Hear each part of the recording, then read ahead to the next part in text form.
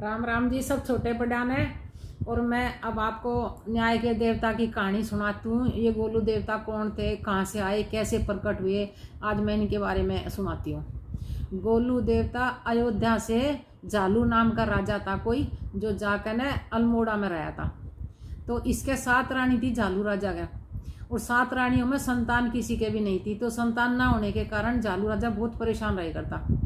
तो जालू राजा एक दिन ऐसे शिकार खेल कर आ रहा था। उसने एक ऋषि तप करता हुआ देखा, और उस ऋषि से उसने अपना हाथ दिखाया। वो ज्योतिषी के बारे में पूछा उसने, अब भाई मेरा कोई संतान नहीं है, मैं इस संतान के कारण बहुत विचलित रहता हूँ, ऐसा कोई मुझे बता कि मेरा संतान होगी कि नहीं होगी। तो उस ज्योतिषी ने उसे बताई कि तेरा संतान तो होगी, पर इसके लिए तने भैरव बाबा की तपस्या करनी होगी। बोला ठीक है। वो बूझ गया, उस ज्योतिषी से चला गया, उसने जाकर भैरव बाबा की तपस्या करी बहुत। तो जब उसने भैरव बाबा की तपस्या करी तो भैरव बाबा ने प्रकट होकर उसे कही कि तेरे जीवन में संतान का कोई सुख नहीं है, और तू 8वीं शादी कर ले, तेरे संतान के रूप में मैं आऊँगा पैदा होकर, और मैं तेरी संतान बनूंगा। भैरव बाबा ने कही। बोला ठीक है। अब वो यूँ कहकर चला गया। अब वो जालू राजा जैसे ही जा रहा था, तो जाते हुए से रास्ते में प्यास लगाई। तो वो पानी पीने के ताई गया एक नदी में। तो जैसे ही वो नदी में पानी पीने के लिए गया, तो उसने देखे उसके चारों तरफ में सैनिक उसके मरे पड़े थे, बेहोश होकर लौट रहे थे सब। उसने देखी भाई ऐसा किसने करा, कौन है, लेकिन उसने कोई दिखाई नहीं दिया। वो जैसे ही जाकर नदी में पानी पीने के लिए उसने हाथ दिया, तो पीछे से आवाज़ मारी किसी ने, राजकुमारी ने, कि अरे नदी में हाथ मत दो, ये नदी में पानी मत पियो, ये पानी मेरा है, ये सारा एरिया मेरा है, इसमें तो पानी मेरी आज्ञा के बिना आप नहीं पी सकते। वो जालू राजा कहने लगा कि आप जानती नहीं हो, आप किससे बोल रहे हो, आप किससे बातें कर रहे हो, मैं यहाँ का राजा हूँ। तो वह जो थी पंचतंत्र का राजा जो थे, उनकी राजकुमारी थी वह।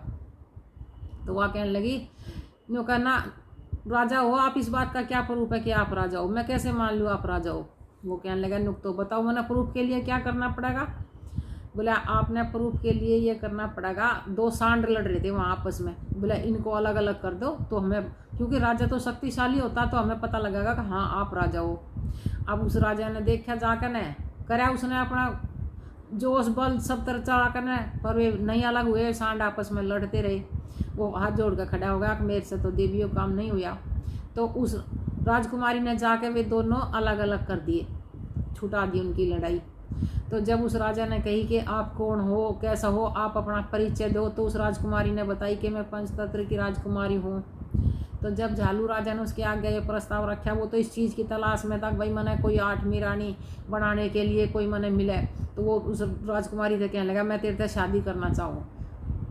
राजकुमारी कहने लगी मेरे से शादी करने के लिए तो मेरे माँ बाप से पूछनी पड़ेगी, सलाह लेनी पड़ेगी।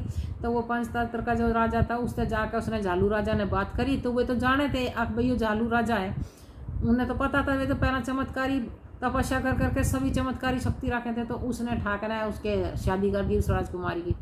जब राजकुमारी की शादी कर दी, शादी करके घर ले आया झालू राजा उसने, तो उसकी अच्छी सेवा पानी होने लगी रानी की। अब इसी दौरान राजा चला गया बाहर व्यापार करने के लिए। तो झालू राजा जो था, उसकी 8वीं जो रानी थी वह प्रेग्नेंट होगी, तो उसका लड़का हुआ। तो जब उसके लड़का हुआ, झालू राजा तो वहाँ था नहीं, वो तो जा रहा था अपने व्यापार के लिए बाहर। तो वे जो 7 रानी थी, उन्होंने सोची अब इसका तो जो लड़का होगा, अब हमारी तो कदर नहीं होगी, हमें तो राजा पूछेगा नहीं, हमारी तो कोई इज्जत ही नहीं होगी अब।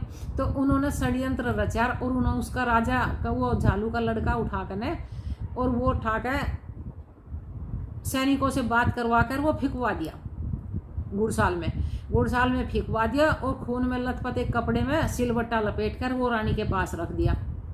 तो जब रानी होश में आई, रानी ने देखा, तो उसने पूछा भाई क्या हुआ। तो उसने बताई कि तेरा तो सिलबट्टा पैदा हुआ।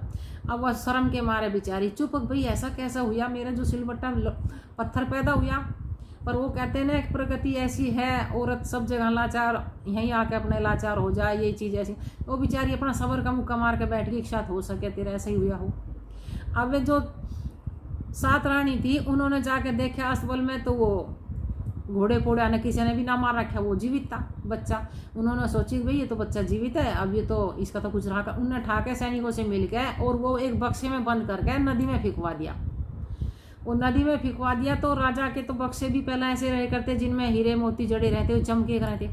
तो जैसा ही वो बक्सा पानी में फेंका तो बक्से में चमक मारी थी, वो बहता हुआ बक्सा आ रहा था। तो आगे उस नदी में एक मछुआरा मछली पकड़ रहा था।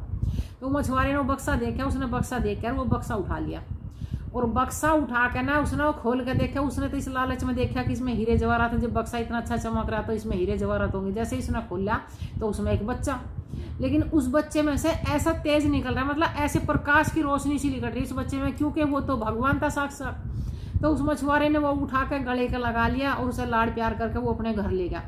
वो घर ले जाकर उसने पाला अपना, उसे ऐसे ही धीरे धीरे वो होगा 7-8 साल का। जब वो 7-8 साल का होगा तो उसने प्यार में वे गोलू कहे करते, वो मछुआरे ने उसका नाम रखा था, उसे गोलू बोले करता वो। तो जब उसके लाड़ प्यार करते हो 7-8 साल का होगा तो उसने सपने आने शुरू हो गए उसने, गोलू देवता ने, क्योंकि वो तो भगवान का रूप था। तो उसने वे सपने में वही सब सारी स्टोरी दिखाई देती है कि मैं ऐसे ऐसे पैदा हुआ, मेरी माँ का सिलबट्टा रख दिया, मैं पानी में फेंक दिया, जो मेरा बाप था झालू राजा, ये सारी चीज़ें उसने दिखाई देती थी। ऐसे ही धीरे करते करते झालू राजा जो है वो बीच में अपने 1-2 बार आया, अपना व्यापार कर रहा था, आया जा रहा ऐसे ही कर रहा था, लेकिन मन से वो बहुत दुखी था संतान ना होने के कारण, भाई मेरा कोई संतान ना हुई। ऐसे ही धीरे धीरे करते करते वो अपने मन में सोचने लगा, मेरे तो भैरव बाबा ने भी आशीर्वाद दिया था तेरा संतान होगी, अब तो मैंने 8वीं शादी भी कर ली और इसके भी पत्थर हुआ, मेरा तो इसके भी संतान होगी, ये सोच के ने और वो जो है फिर अपने व्यापार करने चले गया। तो जब वो फिर व्यापार करने चला गया तो इतने वो उसका जो लड़का था अच्छा होगा 12-13 साल का जवान होगा। जब वो 14-15 साल का होगा तो वो लड़का अपने बाप तक कहने लगा कि मुझे एक घोड़ा ला कर दे और मैं इस राजा से मिलने जाऊंगा जिसके मन सपने दिखाई दें। तो मछुआरा कहने लगा, बेटा हम तो इतने गरीब है, हमारे पास कहाँ तक घोड़ा आया, हम तो एक टाइम का अपना खाने तभी पेट भर लें, वही बहुत बड़ी बात है, हमारे पास तो घोड़ा नहीं है। तो उस मछुआरे ने अपने बच्चे की, कहते ना माँ बाप कहते ये लालसा रहती है ना कि भाई अपने बच्चे की हर फरमाइश पूरी करें, तो उसने वैसा घोड़ा तो मिला, वो लकड़ी का घोड़ा बना के लिया कहीं से, उसने ला के अपने बेटा से दिया, बेटा ले आइयो घोड़ा में दौड़, तो वैसा घोड़ा तो मैं नहीं ला सकता, मेरी इतनी गुंजाइश नहीं है। तो उस गोलू देवता ने, वो तो भगवान का रूप था, उस गोलू देवता ने उसमें जान डाल दी लकड़ी के घोड़े में, और वो उस घोड़े पे बैठ के और झालू राजा के दरबार में, अब जैसे ही वो घोड़े को लेकर जा रहा था राजा के दरबार में, तो वहाँ पे जाकर ने रास्ते में एक नदी पड़े थी, उन नदी पे वे सातों रानी बैठी और विश्राम कर रही थी। अब उन रानियों को देख के ना गोलू देवता के मन में आई कि भाई इन्हें सबक तो सिखाना चाहिए जो इन्होंने ऐसा करा।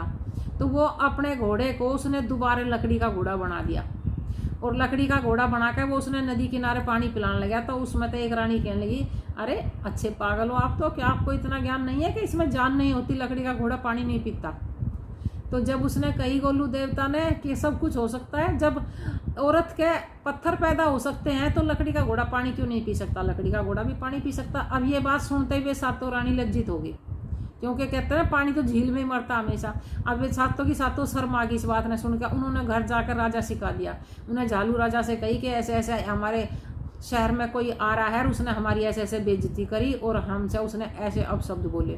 अब ये बात सुन के राजा एकदम जलने गया, भाई मेरी रानियों के साथ कोई ऐसा बदसलूक कैसे कर सकता है। उसने तुरंत सैनिक भेज कर वो दरबार में बुलवाया, वो दरबार में लाए गोलू देवता ने पकड़ के। दरबार में लाने के बाद में उसने गोलू देवता ने सारी बात झालू राजा के आगे बता दी कि ऐसे ऐसे मेरी माँ का लड़का पैदा हुआ था और वो मैं हूँ गोलू देवता, और वो इन्होंने इस तरह मेरी माँ के पास सिलबट्टे रख दिए और मैं नदी में फिकवा दी। अब ये बात सुन के ना अब राजा उन पर क्रोधित हो गया कि मेरा संतान होते हुए भी और मैं बिना संतान का बना रखा।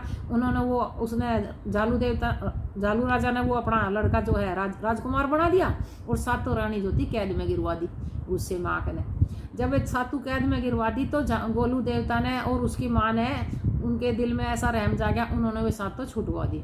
तो तब से वो जो राजकुमार था वो गोलू देवता बना, तो तब उसका गोलू देवता ही नाम पड़ेगा। और वो न्याय का देवता तब से बने, तब से उसने अपने राज्य में ना तो किसी के साथ अन्याय होने दिया और ना ही किसी के साथ अन्याय उसने किया। वो न्याय का देवता, उस दिन से न्याय का देवता ही उसका नाम पड़ेगा और वो गोलू देवता है।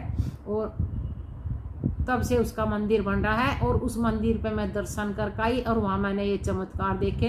राम राम जी, सब जाओ गोलू देवता के दर्शन करो।